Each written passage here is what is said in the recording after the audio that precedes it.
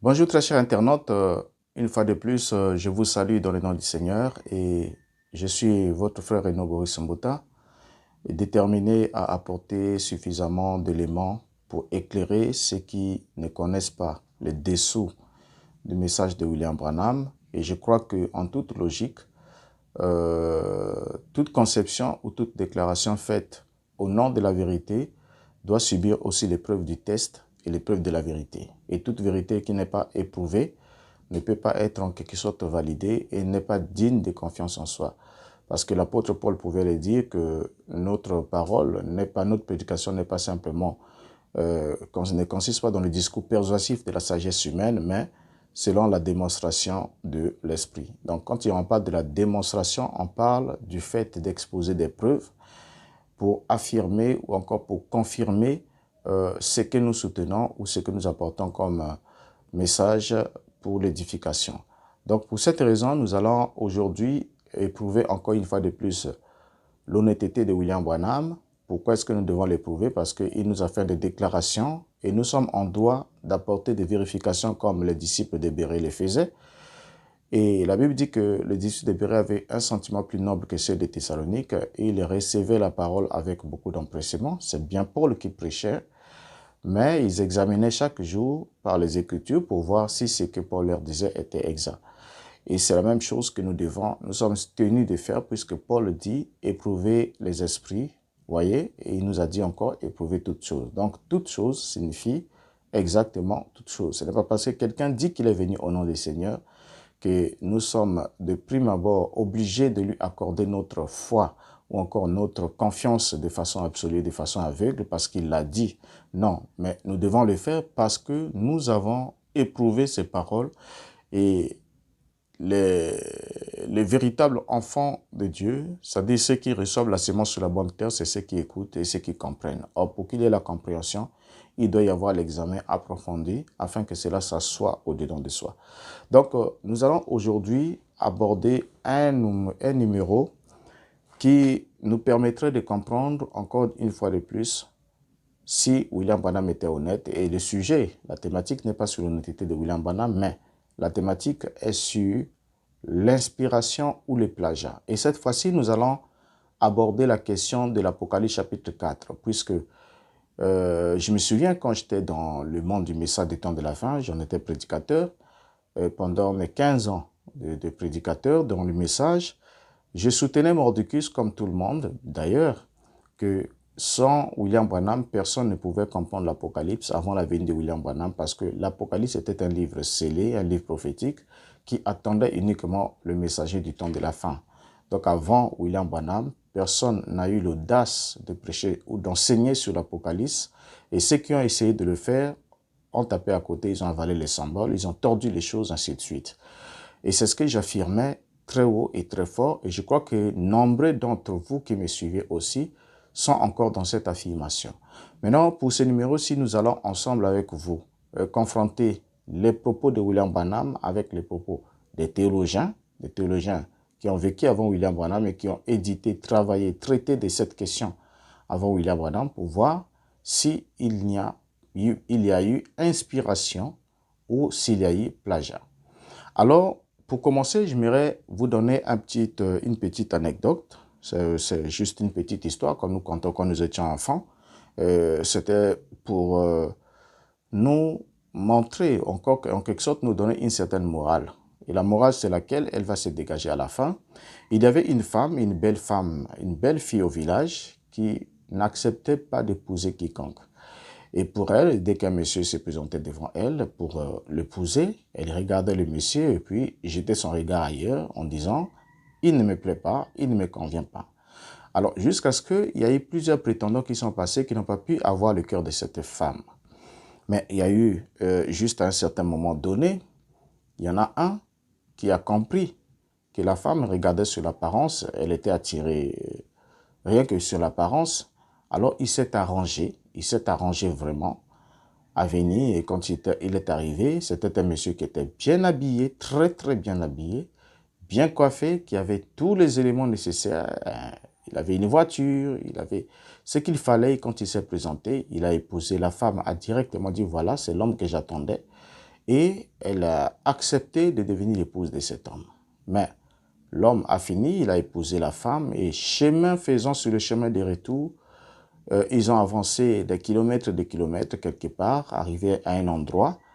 Alors le monsieur dit à madame, il dit, bon écoute, nous sommes arrivés ici, tu dois descendre et nous allons continuer le voyage à pied. On ne peut plus continuer avec cette voiture. Mais la dame dit, mais qu'est-ce qui ne va pas? On va continuer, c'est notre voiture, nous allons jusqu'au village, là où nous allons habiter. Le monsieur dit, non, la voiture n'est pas la nôtre. Mais comment ça n'est pas la nôtre? Oui, mais j'avais compris que tu avais besoin d'un homme qui devait avoir une voiture, qui devait avoir ceci, cela. Et j'ai emprunté la voiture et là, je suis arrivé au lieu où je l'avais emprunté. Je dois la rendre. Et voilà, il a rendu sa voiture. Madame était déjà un peu choquée, mais ils ont continué à marcher.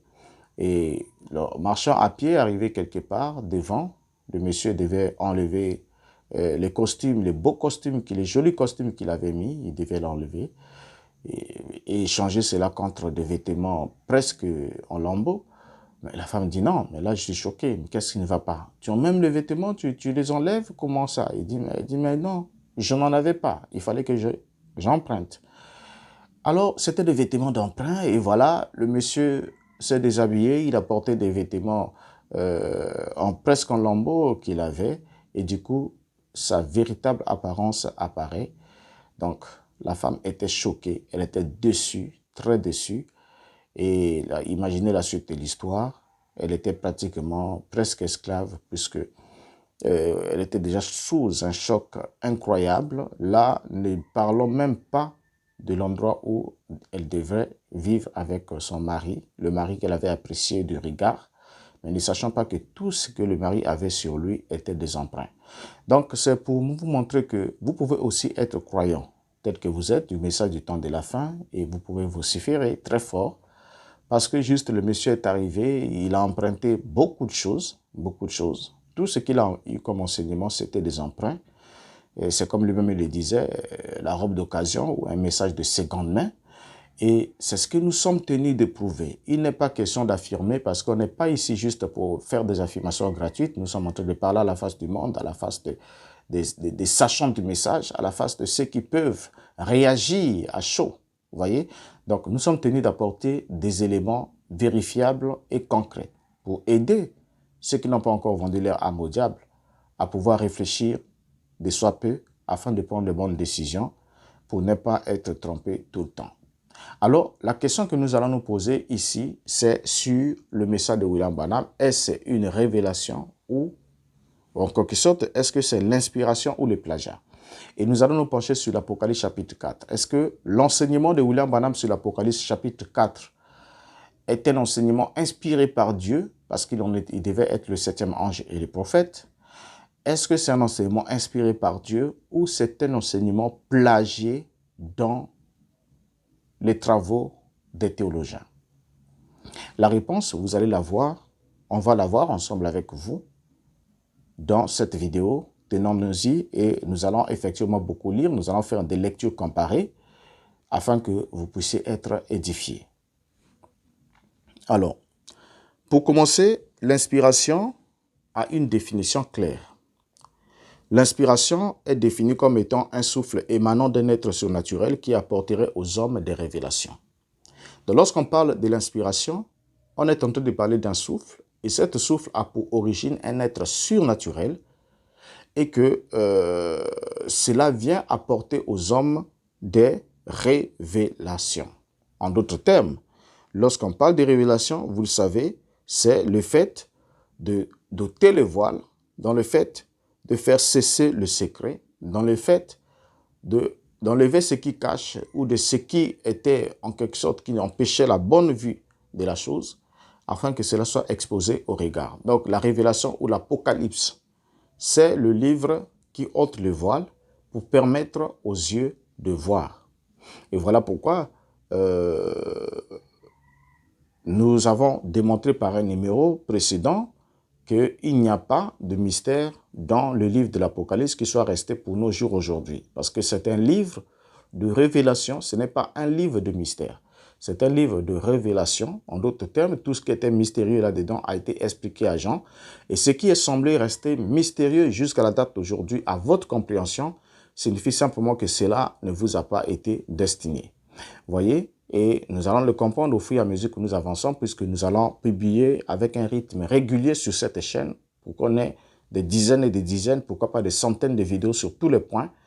Et nous ne nous arrêterons pas simplement à parler du message de William Branham, mais à un certain moment, nous reviendrons, puisque la chaîne contient maintenant des vidéos mixtes, et nous parlerons aussi de certains enseignements ou doctrines que nous trouvons dans la foi chrétienne, pour comparer cela avec les enseignements qu'il y avait dans l'Église primitive et les enseignements qui devaient rester dans les fondements de la vérité qui ne devaient pas bouger. Alors, abordons notre question sur William Branham. L'inspiration, on l'a définie, c'est le souffle émanant d'un être surnaturel qui apporterait aux hommes la révélation. Donc, pour qu'il y ait révélation, il faut qu'il y ait l'inspiration. Et pour qu'il y ait l'inspiration, il faut qu'il y ait souffle. Et pour qu'il y ait souffle, il faut qu'il y ait un être surnaturel. En d'autres termes, il n'y a pas de révélation sans inspiration. Et il n'y a pas de révélation sans au préalable qu'il y ait eu un mystère ou quelque chose qui était difficile à comprendre ou qui était pratiquement inaccessible à la connaissance ou à l'intelligence humaine. Donc, avant la révélation, il y a le flou. Avant la révélation, il y a le secret. Avant la révélation, il y a l'obscurité. Avant la révélation, il y a l'ignorance absolue. Avant la révélation, il n'y a aucune compréhension. Donc, quand la révélation vient, c'est pour éclairer, c'est pour mettre fin au mystère, pour ôter ce qui cache. Alors, dans notre cas de figure ici, l'inspiration peut être définie comme étant une incitation, soit une impulsion d'origine divine ou surnaturelle, soit l'action de Dieu exercée sur la volonté et l'intelligence d'un auteur sacré lors de la rédaction des livres canoniques ou lors de la divulgation de leur message. Nous avons par exemple les écrits de la Bible qui ont les écrits, les prophéties, les paroles de la prophétie biblique qui sont des paroles inspirées par Dieu. Vous voyez, donc Dieu a soufflé. La Bible dit que ce n'est pas par la volonté d'homme qu'une prophétie ait jamais été apportée, mais c'est poussé par l'Esprit que les hommes ont parlé de la part de Dieu. Donc, ces hommes qui ont parlé de la part de Dieu ont été poussés. Donc, sous la pulsion de l'Esprit, ceux-ci ont pu parler de la part de Dieu.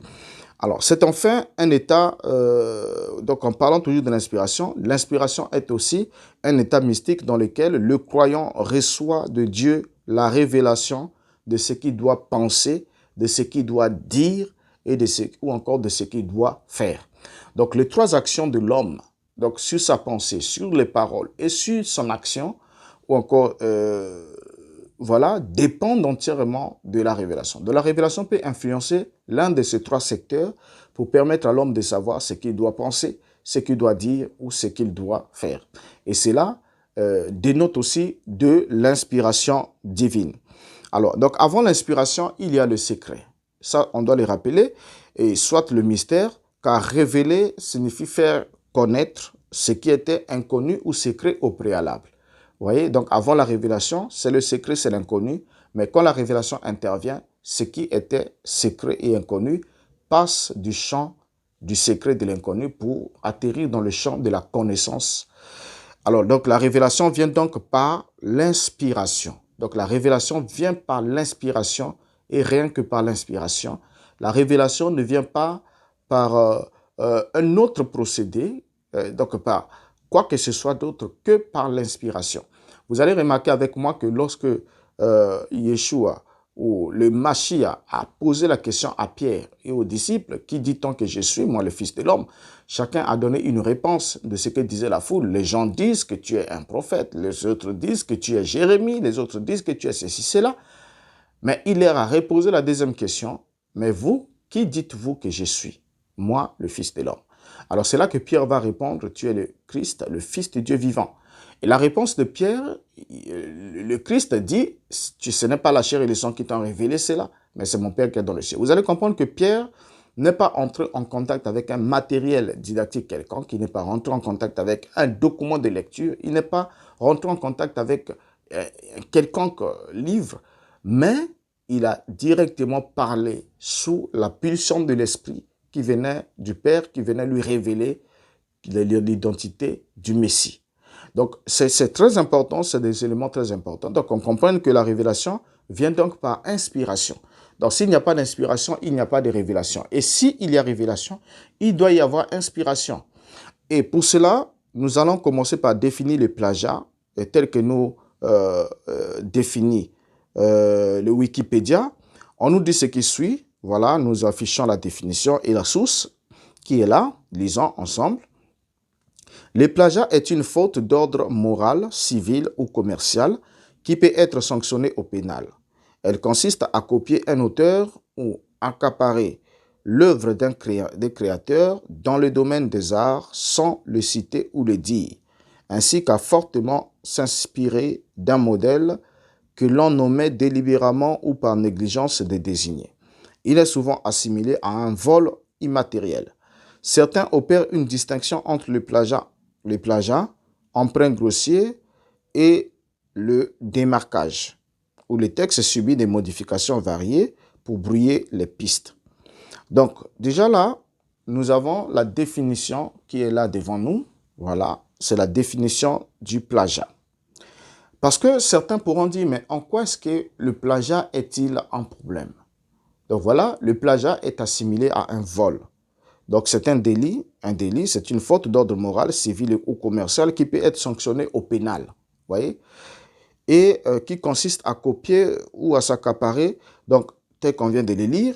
Donc en un seul mot, il est souvent assimilé à un vol immatériel. C'est le vol.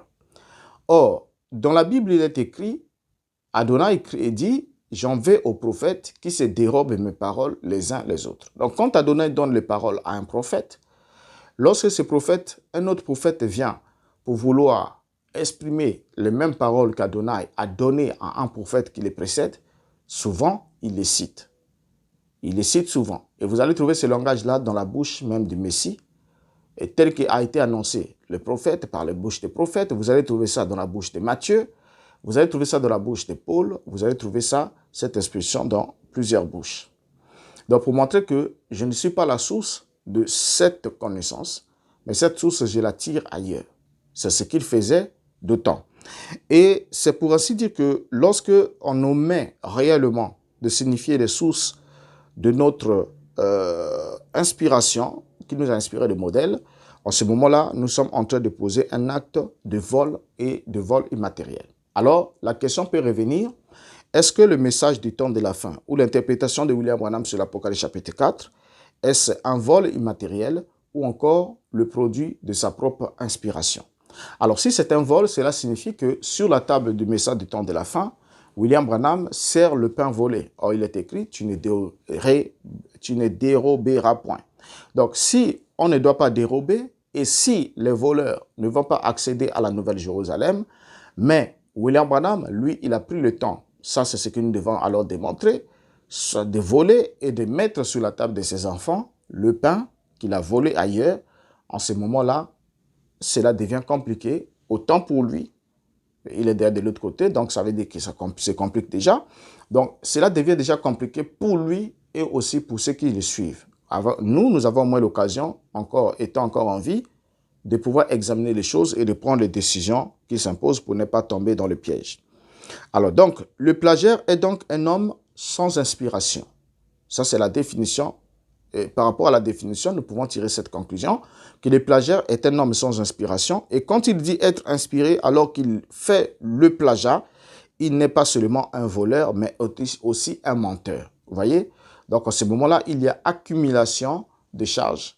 Lorsqu'il vole, donc en quelque sorte, quand il dit qu'il est inspiré alors qu'il a fait le plagiat, il n'arrête pas simplement d'être un voleur, mais il devient aussi un menteur. C'est ce que nous allons aussi examiner ensemble avec vous.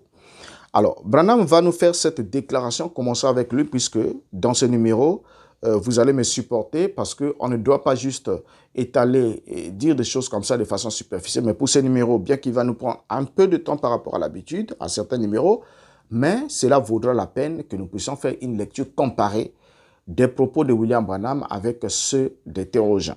Nous allons commencer par William Branham. Il nous dit ce qui suit dans Christ est révélé dans sa propre parole, paragraphe 112, qui est l'un des passages que j'aime beaucoup, que j'aimais beaucoup aussi. Il dit, maintenant, voilà pourquoi le prophète fixait continuellement son attention sur ce que Dieu avait dit. Non sur ce que les hommes pensaient, sur ce que l'époque pensait, sur ce que l'Église pensait, sur ce que le royaume pensait, mais sur ce que Dieu pensait. Il ne faisait que traduire les pensées de Dieu en paroles. Parce qu'une parole est une pensée qui a été exprimée. Alors, vous saisissez à présent, la parole est une pensée exprimée. Le prophète attendait donc les pensées de Dieu et quand Dieu lui révélait ses pensées, il exprimait cela en parole. Ainsi dit le Seigneur. Voyez-vous, non pas ainsi dit je, moi le prophète, mais ainsi dit le Seigneur. Voyez-vous, très bien. Donc là, c'est dans cette prédication, nous comprenons bien les pensées de William Branham qui n'ont pas besoin d'être expliquées. Donc le prophète ne faisait que traduire les pensées de Dieu en parole. Donc le prophète attendait donc les pensées de Dieu. Donc en d'autres termes, aussi longtemps que Dieu ne lui a pas transmis ses pensées, un bon prophète, un vrai prophète ne s'exprimait pas, il se taisait et attendait les pensées de Dieu le temps que cela prendra. Donc si c'était sa mission d'apporter la lumière ou la révélation sur un point quelconque, il attendait les pensées de Dieu. Et Dieu révélait ses pensées à un homme par le biais d'une inspiration, par le souffle de l'Esprit sacré qu'il reflétait dans l'esprit de l'homme, afin que celui-ci puisse saisir sa pensée et la transmettre. Donc, cette définition que William Branham donne ici d'un prophète est exactement ce que je soutiens aussi avec lui. Je suis entièrement d'accord pour une fois. Alors, il continue encore à nous ajouter ce qui suit dans la prédication de l'enlèvement, prêché le 4 12e mois 65. Donc avant, c'était une prédication. Christ s'est révélé dans sa propre parole. On avait affiché la date, le 22 août 65. Et nous prenons alors la prédication du 4 décembre 65, paragraphe 134. L'enlèvement, il est dit, « Maintenant, souvenez-vous que la parole du Seigneur vient au prophète, pas au théologien, au prophète. Il est un réflecteur de la parole de Dieu. Il ne peut rien dire. Il ne peut pas dire ses propres pensées. Il peut seulement dire ce que Dieu révèle. Même le prophète Balaam, lorsqu'il essaya de vendre ses droits, dit « Comment un prophète peut-il dire quelque chose que Dieu n'ait pas mis dans sa bouche? C'est une chose que Dieu fait qui vous empêche de dire quelque chose d'autre. Vous êtes né ainsi. » Alors, déjà là, William Branham exclut, nous cite quelque chose. Il nous dit que la parole du Seigneur vient au prophète, pas au théologien, mais au prophète. Donc, on retient déjà ce point-là qui est important. La parole du Seigneur vient au prophète, mais pas au théologien. Donc, il est tout à fait normal qu'un prophète s'inspire d'un autre prophète, ok, selon cette définition que William Branham donne. Mais il serait alors anormal qu'un prophète s'inspire d'un non-prophète. Vous voyez? Parce que la parole de Dieu ne vient pas aux théologiens, mais elle vient uniquement aux prophètes. Alors, si le prophète s'inspire des paroles entièrement, à chaque point, qui vient d'un autre homme, alors en ce moment-là, c'est cet autre homme qui a reçu l'inspiration et le prophète devient alors un auxiliaire en train de puiser dans le canal qui a été inspiré. Maintenant, continuons ici avec la lecture de William Branham. Avant qu'on puisse continuer, on doit d'abord comprendre avec vous qu'en abordant l'Apocalypse chapitre 4, nous allons aborder un point précis. Et le point précis que nous allons aborder, c'est quoi? Il est question du sujet des 4 êtres vivants de l'Apocalypse. Et c'est important. Les 4 êtres vivants, qui sont-ils? L'identité des 4 êtres vivants, qui sont-ils? Qu'est-ce que William Branham a dit là-dessus? Alors, donc après avoir plagié Clarence Larkin, que voilà, ça c'est l'image de Clarence Larkin, et Thèse Roussel dans l'enseignement d'Apocalypse chapitre 1 et 3, Branham va alors prêcher un sermon intitulé Apocalypse chapitre 4, où le trône de la grâce et du jugement, prêché en 1961, dès janvier. Donc il prêche la première partie, je crois, en décembre 1960, ensuite janvier 1961, il prêche la suite. Alors, lorsqu'il prêche en 1961, il donne l'impression d'avoir été conduit par le Seigneur pour expliquer ce qu'étaient les 4 êtres vivants, décrits par Jean dans le livre d'Apocalypse. Alors, pour ce numéro-ci, je tire un chapeau à mon cher frère Pitchen et j'ai béni aussi nos amis, les ex-croyants du message des temps de la fin, de Believe the Sign, ainsi de suite, et des sectes de Truth. Et tous ces amis-là qui font un travail laborieux aussi pour dénoncer les irrégularités du message du temps de la fin. Alors, ici, je continue.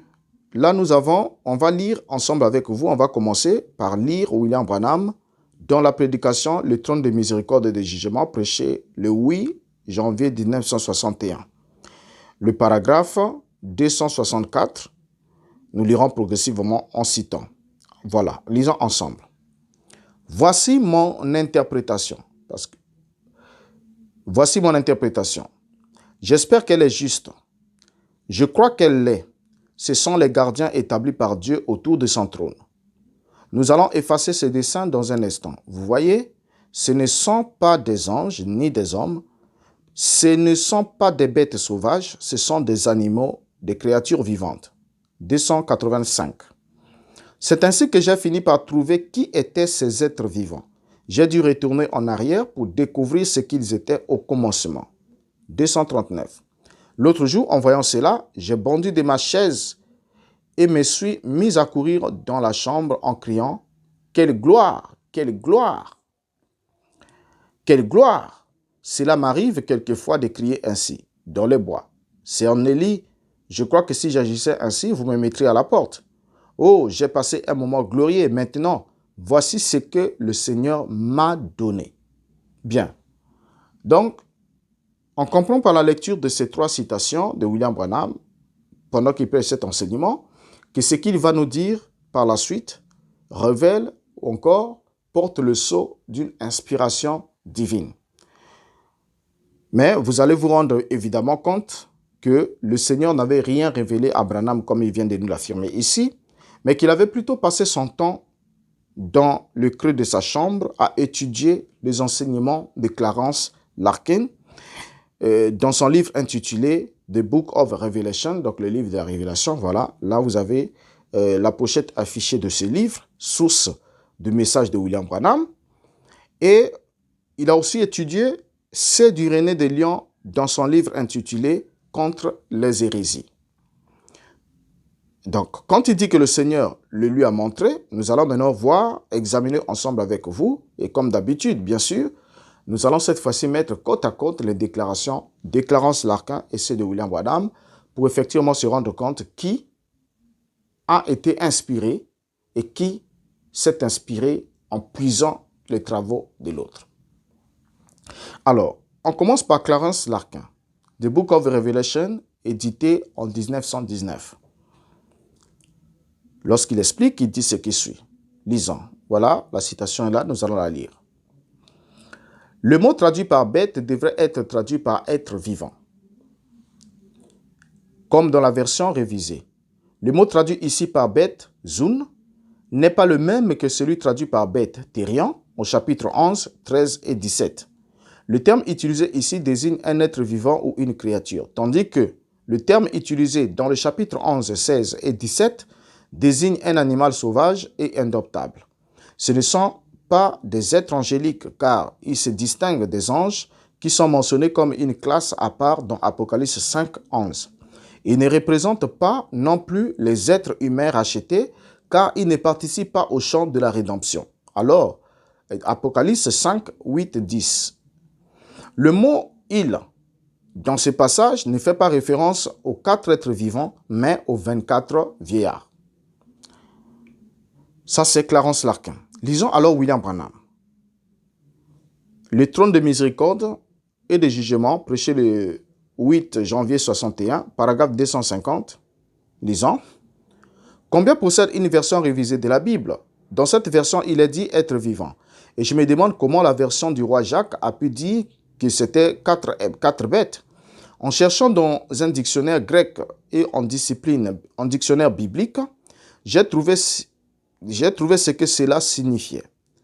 Voici de quoi il s'agit. Faites bien attention. Le mot traduit ici, notez-le pour vous qui puissiez vérifier et être sûr.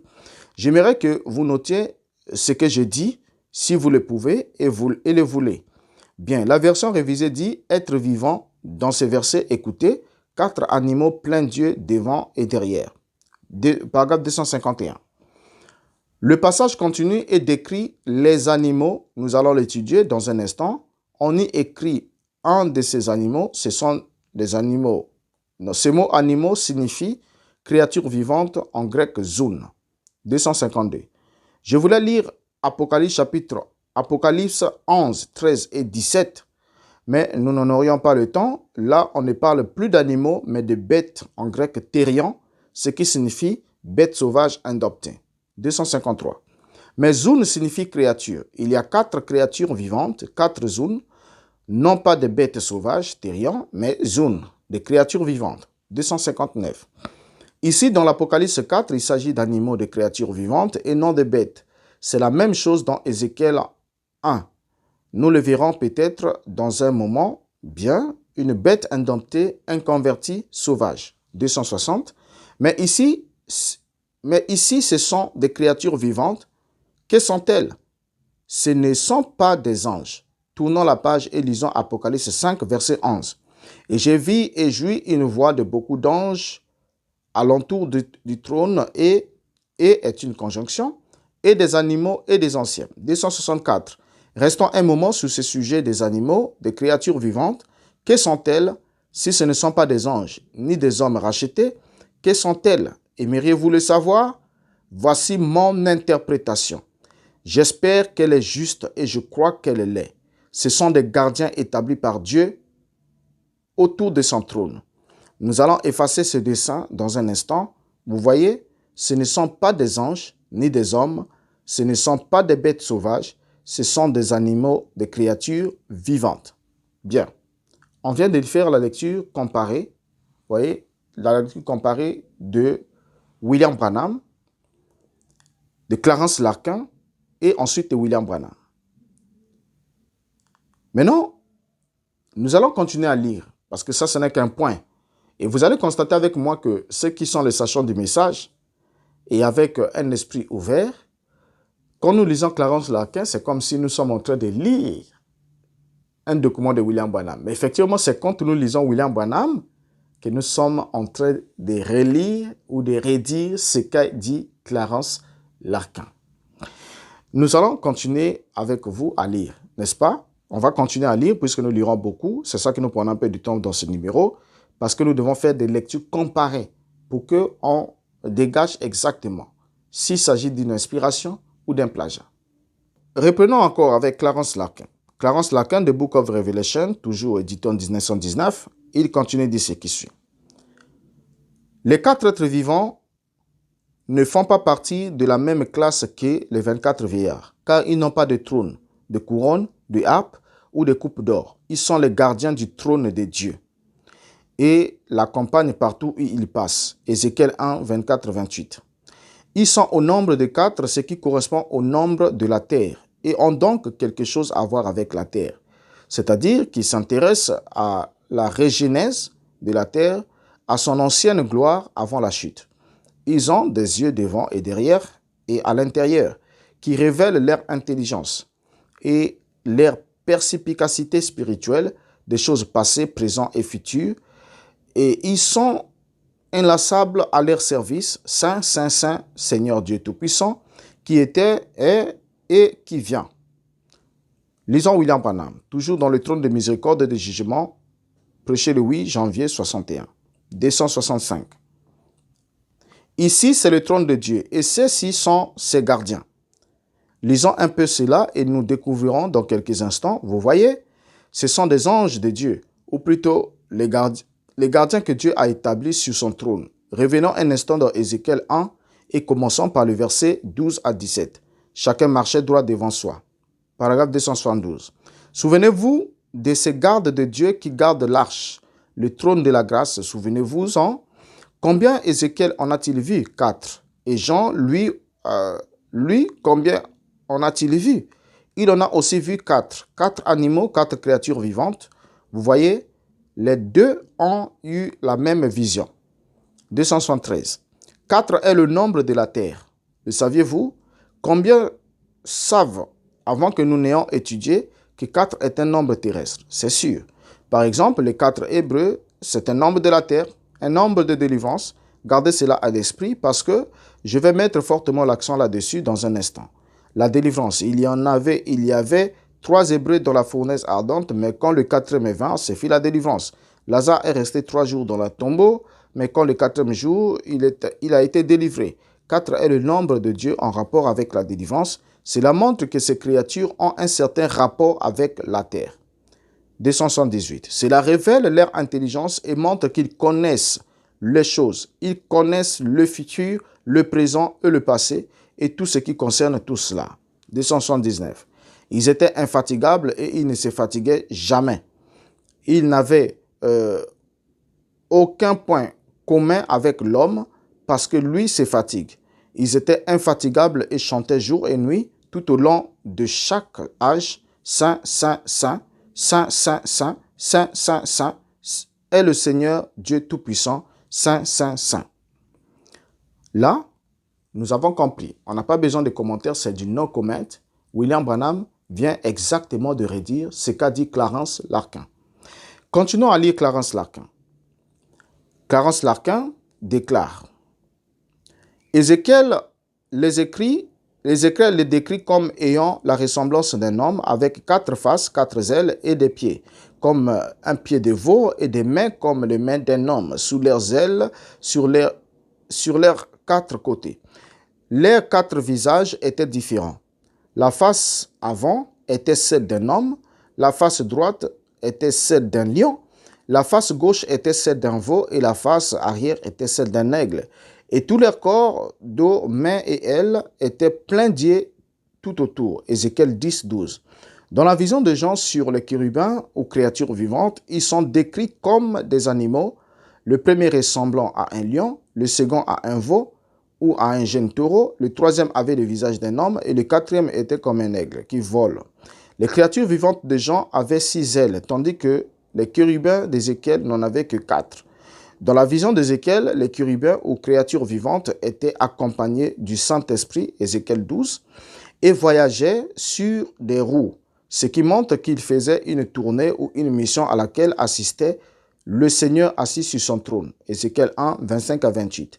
Mais les rouages sont absents dans la vision de Jean, car la scène est au ciel, la demeure permanente de Dieu. William Branham, le trône de miséricorde. Paragraphe 271.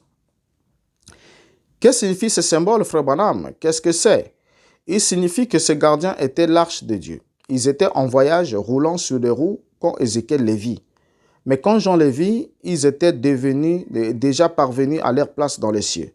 L'arche de Dieu était sur la terre, roulant sur des roues qui la conduisaient de lieu en lieu, ce qui veut dire qu'elle était en voyage, elle était conduite à travers le désert jusque dans le temple, et ainsi de suite, mais maintenant elle a été reçue en haut parce que les âges de l'Église sont terminés. L'arche a été reçue en haut dans la gloire. Vous voyez, maintenant elle est stationnaire, elle est dans le ciel et il y a tous ces anges et toute autre chose autour d'elle.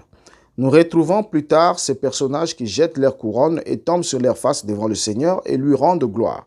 Vous voyez, c'était les gardiens du temple de l'arche. No comment.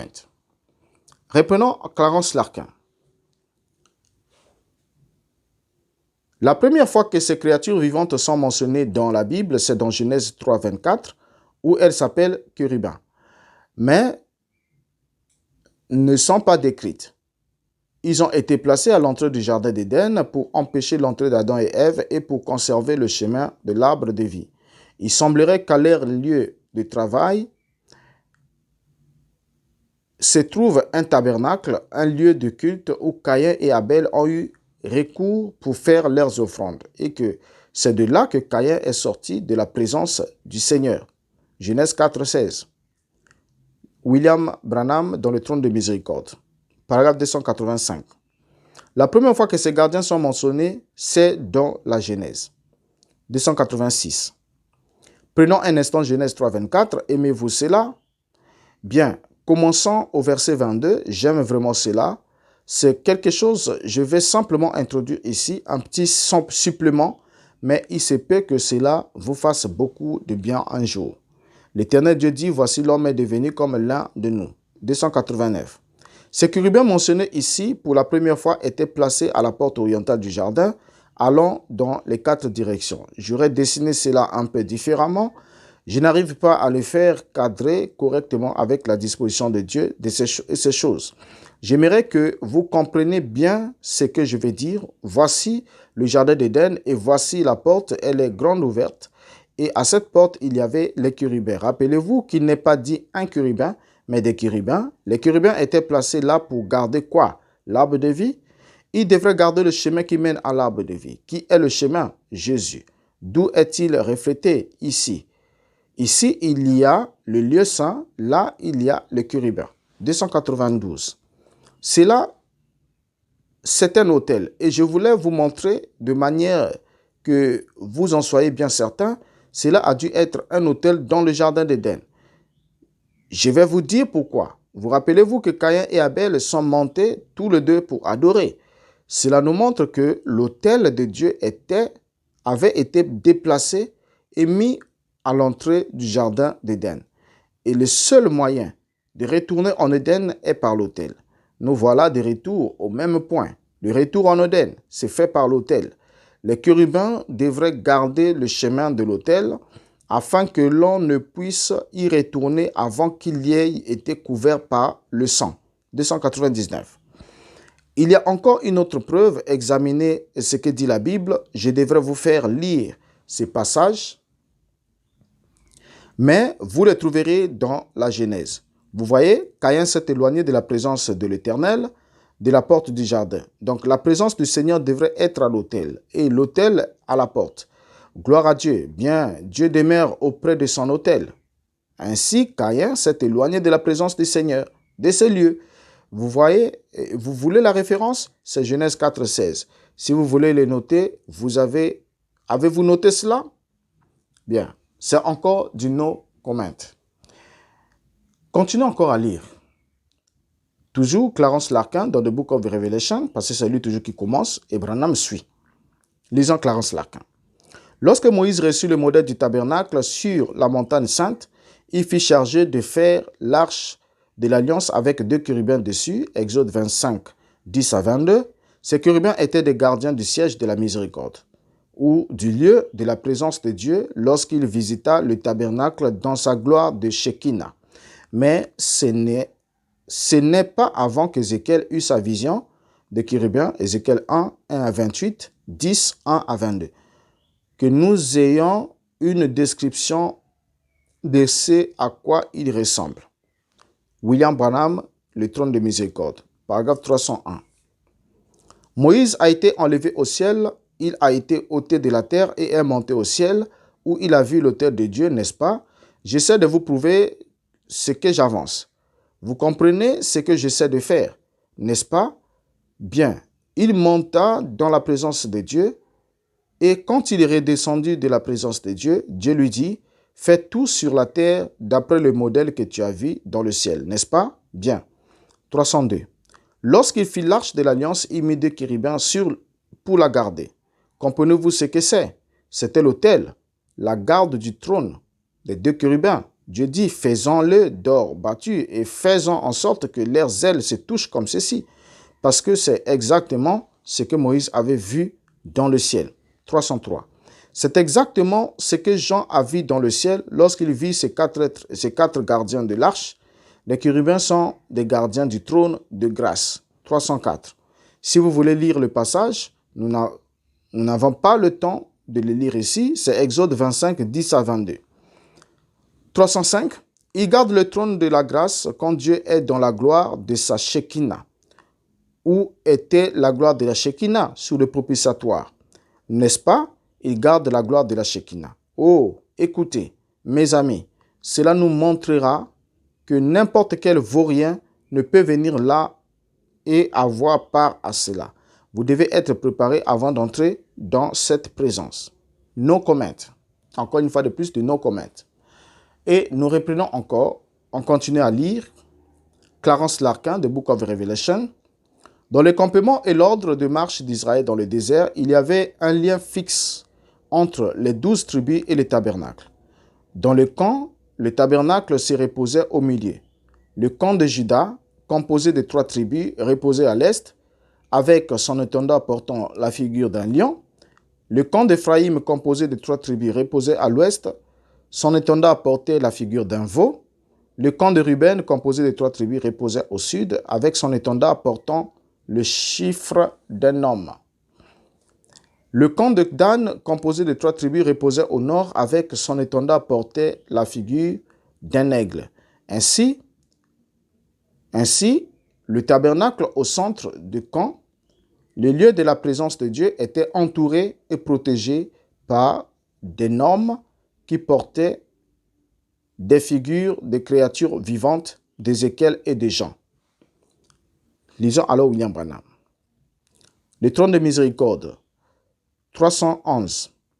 Je voudrais que vous remarquiez comme c'est beau. Oh, j'avais sauté certaines de ces choses pour en arriver à ceci. Prenez vos crayons, car voici ce que je voudrais vraiment que vous dessiniez. Il vaudrait peut-être mieux que je les fasse plus petits. Voici Israël pendant leur voyage, pendant qu'ils campaient. Voici bien, faites bien attention. Voici leur camp. 1, 2, 3, 1, 2, 3, 1, 2, 3, 1, 2, 3. C'est ainsi qu'ils campaient autour du trône de la grâce. Vous savez tout cela. Vous l'avez vu dans l'Ancien Testament. 317. Maintenant, regardez ceci. Du côté est à l'Orient, quelle sorte de face a-t-il vu? L'avez-vous remarqué? C'était un lion. C'était cela, la bannière. C'était la bannière, l'étendard de Juda. Et Jésus est sorti de la tribu de Juda. Il est le lion de la tribu de Juda. C'est vrai. 320. Tous ceux qui ont lu la Bible savent que Dan était un aigle. C'est vrai, il était un aigle. Lisez la Bible, c'est un aigle. 321. Pour Ruben, c'était l'homme. Il était l'aîné, le plus mauvais de tous. Jacob ne le dit-il pas dans Genèse 49? 322. Donc celui-ci, Dan, était un aigle. Et celui-ci, Ruben, c'était la face de l'homme. Éphraïm est le bœuf. Voyez-vous le tableau maintenant? C'est ainsi qu'il campait selon la Bible. 323. Remarquez que Dan est le chef des 3 tribus. Juda est le chef des 3 tribus. Ruben est le chef des 3 tribus. Et Éphraïm est le chef des 3 tribus. 4 fois 3 font 12. Les 12 tribus d'Israël. Chacune a sa bannière, l'emblème de Juda est le lion, l'emblème de Ruben, l'homme, celui d'Éphraïm, le bœuf, et celui de Dan, l'aigle. Encore du nom commun. Clarence Larkin toujours. La différence entre les créatures vivantes d'Ézéchiel et les créatures vivantes de Jean ne peut s'expliquer que si l'on suppose qu'il existe différents ordres de créatures vivantes ou de chérubins, chacun étant adapté au service pour lequel il est créé.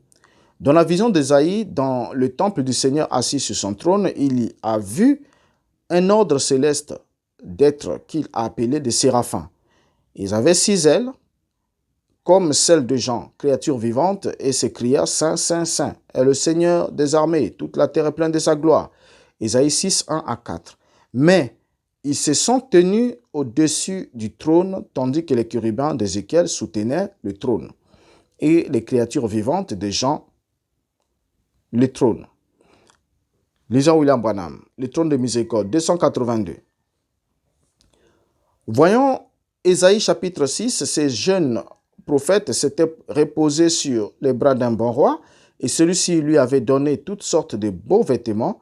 Il était prophète et vivait à la cour du roi. Mais un jour, le roi mourut et le prophète dut se débrouiller tout seul. Alors il s'est rendu au temple pour prier. Ce brave vieux roi était un saint homme. Le prophète sortit pour voir comment le peuple vivait et c'est pourquoi il s'est rendu au temple. Écoutez ceci maintenant. L'année de la mort du roi Osias, j'ai vu le Seigneur assis sur son trône, très élevé, et les pans de sa robe remplissaient le temple. Gloire à Dieu! Qu'est-ce que les pans de sa robe? Ce sont les anges, les êtres vivants, sa suite qui le suivait. Les pans de sa robe, qu'est-ce qui est derrière le pan de sa robe remplissait le temple? Des séraphins se tenaient au-dessus de lui. Ils avaient chacun 6 ailes, dont deux dont il se couvrait la face, 2 dont il se couvrait les pieds et 2 dont il se servait pour voler. Ils criaient l'un à l'autre, disaient, Saint, Saint, Saint est l'Éternel des armées, toute la terre est pleine de sa gloire. Les portes furent ébranlées dans leurs fondements par la voix qui retentissait et la maison s'y remplit de fumée. 284. Cela montre que tous ces hommes ont eu la même vision. Saint, Saint, Saint. Ces êtres vivants sont infatigables jour et nuit et crient Saint, Saint, Saint est l'Éternel.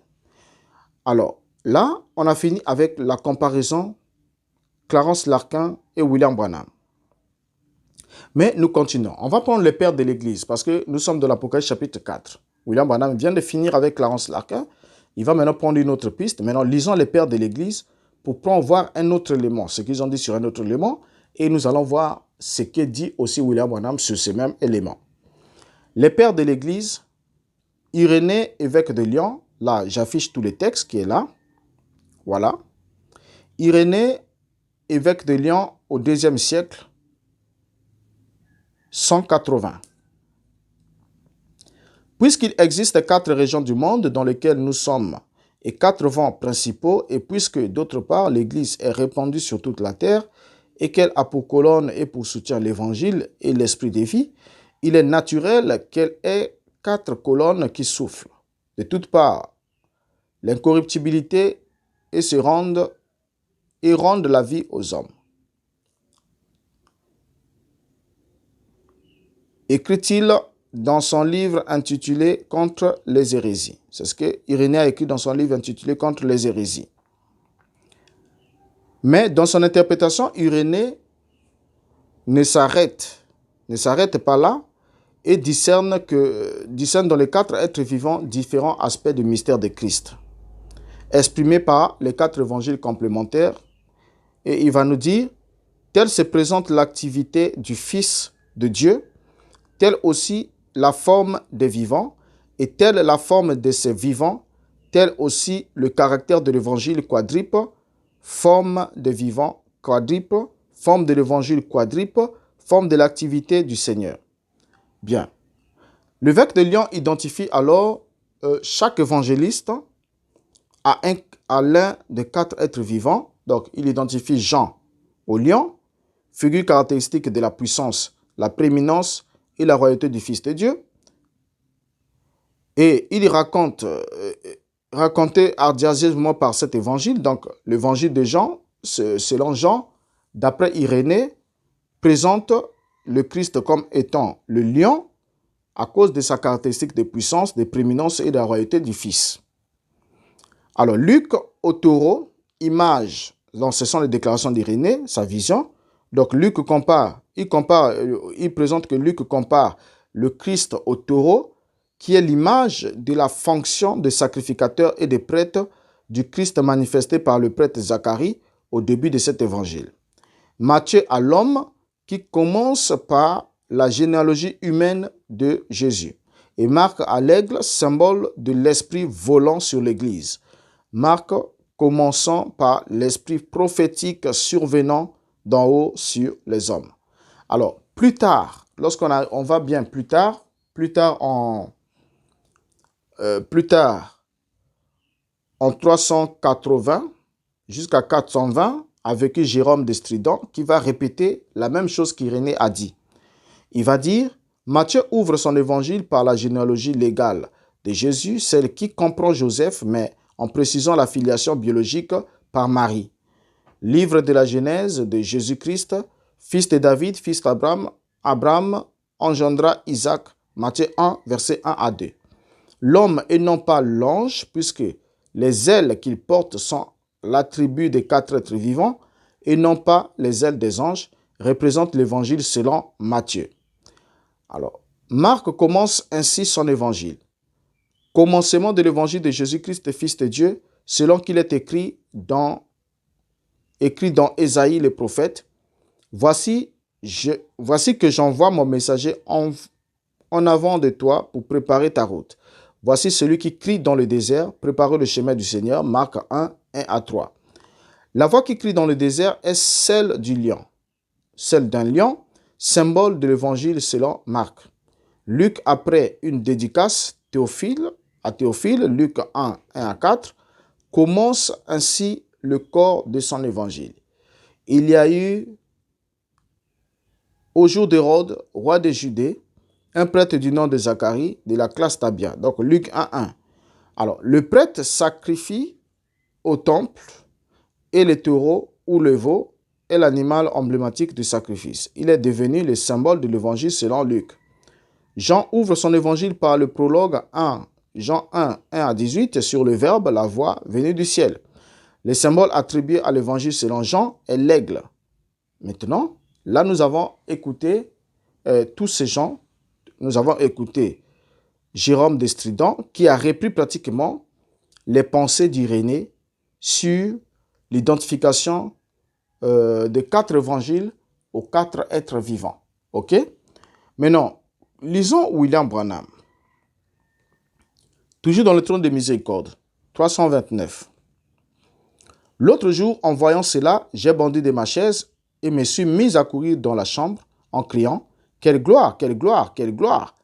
Cela m'arrive quelquefois de crier ainsi, dans le bois. « Sœur Nelly, je crois que si j'agissais ainsi, vous me mettriez à la porte. Oh, j'ai passé un moment glorieux maintenant. Voici ce que le Seigneur m'a donné. » 331. Rappelez-vous que Dieu a établi des gardiens autour du trône de grâce. Quels sont ces gardiens? Matthieu à l'Orient, Luc, Marc et Jean. Leurs 4 évangiles confirment le livre des actes à venir. Ils les gardent en quelques passages que vous voulez examiner. 333. Remarquez ceci. Matthieu, Marc, Luc et Jean, qu'est-ce que c'est? C'est un nombre terrestre, 4. Les 4 évangiles, bien, et pensez-y. Ok. Donc là, on vient de lire William Branham, on vient de le lire. Effectivement, nous nous rendons compte que William Branham n'a fait que redire ce qui a déjà été dit par ses théologiens. Donc, le message de William Branham n'est que des redites. OK? Ça, à moins que nous soyons totalement, au fait, plus aveugles, et non seulement aveugles, mais en même temps sourds. Parce que quand on est aveugle et sourd, ça devient très compliqué à la fois. Alors, ici, on vient bien de lire, on fait de la lecture comparée. Donc, on a lu d'abord ceux qui ont précédé les prédécesseurs de William Branham, dans les travaux desquels il s'inspirait. Et ensuite, nous avons lu William Branham, nous trouvons qu'il ne nous dit rien de nouveau qui n'ait pas été dit auparavant. Donc là, on vient de résumer pratiquement l'Apocalypse chapitre 4 qu'il a prêché et on se rend compte que chacune des déclarations de William Branham est ce qui a déjà été porté à la connaissance d'un public des siècles auparavant et qui a été même porté à la connaissance du public et écrit dans un livre quelques années même avant son entrée en ministère. Donc ici, on comprend alors ensemble avec vous que William Branham n'a pas prêché par inspiration cette prédication d'Apocalypse chapitre 4. Tout ce qu'il a dit, c'était du plagiat. Il a pris plus chez Clarence Larkin, ensuite un peu chez Irénée de Lyon, ok, et ensuite chez Jérôme de Stridon. Alors, maintenant ici, on va se poser une question ensemble avec vous. Pourquoi William Branham lisait-il les théologiens et s'inspirait-il des travaux des théologiens? Pourquoi? Parce que soyons honnêtes. Pourquoi lisait-il des théologiens? Il est le messager du temps de la fin. Tous les mystères de la Bible attendaient qu'il vienne. Tout était fermé. Personne n'avait connaissance de quoi que ce soit depuis que la Bible a été scellée, écrite et scellée. Mais pourquoi est-ce que William Branham s'inspirait-il des travaux des théologiens? Alors qu'il est le premier à nous affirmer ce qui suit. Dans la prédication, les événements modernes rendus clairs par la prophétie, prêché le 6 décembre 1965, paragraphe 68, il dit, dans Hébreux 1:1, Dieu autrefois a écrit la Bible par le moyen qu'il avait lui-même choisi. Il ne l'a jamais écrite par des théologiens et il ne l'interprète pas non plus par des théologiens.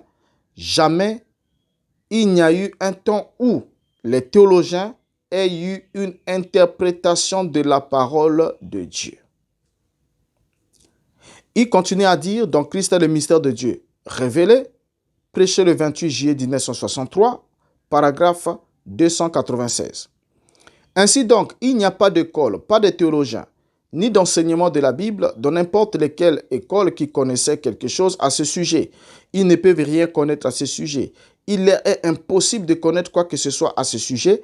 Dieu a caché aux véritables docteurs, élus et toutes les autres le sens pour pouvoir reconnaître cela. 301. aveugle conducteur d'aveugle. Remarquez, Dieu seul tient cette clé. Aucun théologien ne peut vous le dire. Ce n'est pas connu. Cela leur est caché. Ils n'en savent rien. 303. Dieu se fait connaître dans la simplicité de la révélation de Jésus-Christ à la personne la plus illettrée. Voyez-vous, pas votre théologie. C'est la révélation de Jésus-Christ sur le roc. Je bâtirai mon église. Aucun autre rocher n'est accepté. Rien d'autre n'est accepté. Pas un autre rocher romain, pas un autre rocher protestant, pas d'autre école, ni rien d'autre, mais exactement sur la révélation de Jésus-Christ à travers la nouvelle naissance. 327. Mais le théologien dira, attendez maintenant juste une minute, je vais voir si un tel, si le pasteur Moody a dit ou. Voilà. Ça, c'est toujours William Branham. Et nous allons terminer, on va terminer en lisant ensemble avec lui, avec vous, les citations suivantes de William Branham, toujours son rapport avec la théologie, avec les théologiens. Donc, il vient nous dire plus haut que jamais Dieu n'a écrit sa parole par les théologiens et jamais non plus il donne l'interprétation de sa parole aux théologiens. Mais William Branham s'est inspiré en lisant les théologiens et en lisant notamment le plus souvent Clarence Larkin, dans les travaux duquel il a puisé près de 90% ou 80 à 90% de tous les sermons que William Branham a prêchés sous le label de la révélation de l'inspiration, alors que cela n'était que du pur plagiat qui est un vol immatériel. Alors, continuons à lire ce qu'il affirme quand même contre les théologiens pour barrer la route à ceux qui le suivaient, afin que ceux-ci n'aillent pas fouiner ailleurs et découvrir ces sources de référence. Parce que le problème avec William Branham, c'était ça. Il fallait fustiger les théologiens pour que lui seul soit le seul à accéder à leurs travaux, afin que ses enfants ou ses suiveurs qu'il a eu à entraîner ne puissent pas découvrir le pot heureuse. Ce qui fait qu'aujourd'hui, lorsque vous parlez à un croyant du message de temps de la fin, vous lui présentez même un document quelconque d'un théologien, des travaux d'un théologien, il vous dira non, il ne peut pas lire les travaux d'un théologien. Ça, c'est le théologien. Le prédicateur, là, il est trop intelligent, il est théologien. Donc, c'est en quelque sorte une expression, une façon de dire on doit barrer la route à ces gens pour qu'ils ne découvrent pas les sources de référence de William Branham. Mais laissez-moi vous dire, William Branham s'inspirait uniquement des théologiens. Il n'attendait pas que Dieu lui révèle sa pensée pour qu'il la transmette en parole. En d'autres termes, il n'a pas eu d'inspiration. Et sans inspiration, il n'y a pas révélation parce que ce que Branham disait était du déjà dit. Vous voyez? C'était du déjà dit et ce qu'il apportait à la connaissance de son petit public, c'était du déjà connu, existant dans les livres, existant dans la connaissance des gens et qui avait encore une interprétation, encore quelque soit plus clarifiée que ce que William Branham essayait d'apporter de façon quelquefois confuse en faisant un syncrétisme des travaux théologiques. Alors, maintenant ici, j'aimerais qu'on lise encore William Branham. Dans Dieu se cachant lui-même dans la simplicité, prêché le 12 avril 1963, paragraphe 179. Lisons-le. Mais les théologiens s'étaient représentés tout cela à leur manière et ils l'ont manqué à des centaines de kilomètres. Donc, on remarque ici que, pour terminer, William Branham, qui nous affirme, ou encore son désaccord avec les théologiens, pour nous montrer que la parole ne vient jamais par un théologien, mais tout le message de William Branham n'a été que du plagiat. Rien que du plagiat et du plagiat de Clarence Larkin. Donc, en d'autres termes, le message de William Branham, c'est une robe d'occasion, c'est un vêtement de seconde main, et je vois très mal comment se fait-il que il puisse être celui qui devrait prétendument habiller l'épouse, parce que même le terme épouse, nous en parlerons, pour voir si l'épouse de Machia est réellement l'ensemble des êtres humains sont l'épouse, ou que dit la Bible sur l'épouse. C'est une question qui va être publiée aussi dans un numéro de Briser les rocs, qui va apparaître d'ici peu, et vous en aurez aussi connaissance. Donc, si William Branham est celui qui devrait habiller, vêtir l'épouse, alors il a vêti l'épouse avec une robe d'occasion, avec une robe de seconde main, avec des friperies. Donc, en d'autres termes, des vêtements déjà utilisés, déjà usés dans les autres âges, présentés par les théologiens, et il s'est inspiré de travaux théologiques, mais il se permettait comme de mentir pour dire « voici ma révélation », alors que ce n'était pas sa révélation, mais c'est ce qu'il a puisé dans les travaux de Clarence Larkin. Et nous avons déjà démontré les ouvrages dans le numéro, les ouvrages de référence de William Branham, présentant même les photos de sa bibliothèque. Voilà, là vous avez quelques éléments de sa bibliothèque à Tucson. Et là, on trouve bien des documents de référence qui sont là dans sa bibliothèque. Et il y a bien les documents de Clarence Larkin, de Thèse Roussel, et beaucoup d'autres livres que William Branham lisait pour s'inspirer afin de venir dire « le Seigneur m'a dit, le Seigneur m'a révélé », alors que ce n'était que le produit de ses propres lectures sans être guidé, et sans guide bien sûr, parce que l'eunuque éthiopien avait dit à Philippe, poser la question, il dit, voilà, est-ce que le prophète parle-t-il de lui-même ou bien de quelqu'un d'autre? Alors, vous voyez, donc, il lisait le livre d'Ésaïe et lorsque Philippe lui pose la question, comprends-tu ce que tu lis? Il a dit, comment pourrais-je comprendre si personne ne me guide? Donc, la compréhension ne vient pas par une simple lecture, mais il faut être guidé par quelqu'un. Ce qui a manqué à William Branham, c'est ça. Il s'est inspiré uniquement en lisant les livres des travaux des théologiens, tout en même temps de venir nous dire que Dieu n'a jamais écrit sa parole par les théologiens et il ne l'a jamais interprété par les théologiens et c'est le théologien qui a embrouillé la parole, mais alors que William Branham puisait uniquement dans leurs travaux, en d'autres termes, il embrouillait aussi lui aussi la parole. Alors, je vous dis au revoir par ce numéro-ci, dans ce numéro, et vous donne rendez-vous pour un autre numéro, toujours sur la même chaîne. Et restez scotchés. Si vous avez aimé la vidéo, cliquez sur like. Et ne manquez pas de partager. Nous attendons aussi vos suggestions, vos remarques, sans oublier aussi votre soutien. Si cela vous a touché et que le Seigneur voudrait vous donner aussi la possibilité de nous accompagner dans ce travail, nous vous attendons, vous serez toujours les bienvenus. Alors je vous dis au revoir et vous donne rendez-vous pour un prochain numéro. Merci.